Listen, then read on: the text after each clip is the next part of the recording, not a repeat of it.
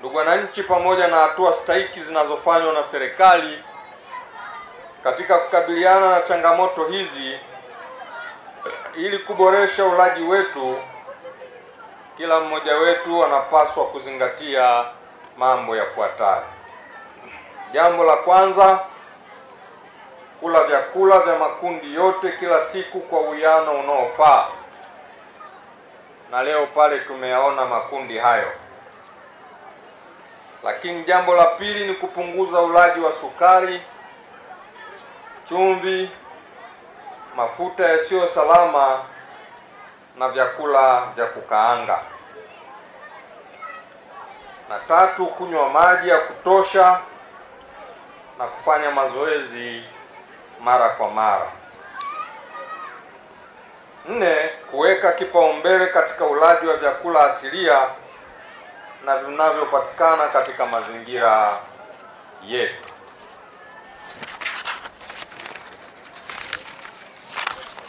5, kuwafundisha watoto tabia sahihi za ulaji tangu wakiwa wadogo.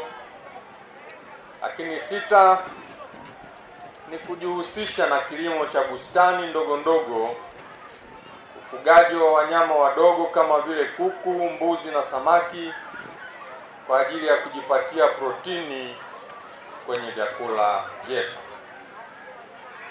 Ndugu wananchi, ili kufikia adhima ya serikali inayokusudia kuhakikisha wananchi wanapata elimu stahiki na manufaa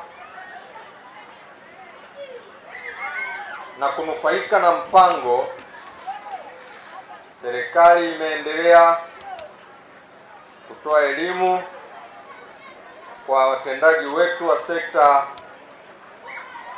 za afya na wengine, ili nao waendelee kuitoa elimu hiyo kwa wananchi wetu ili waweze kuzingatia lishe bora, lakini vile vile kufanya kazi kwa uzalendo, weledi na moyo thabiti wa kuwatumikia wananchi.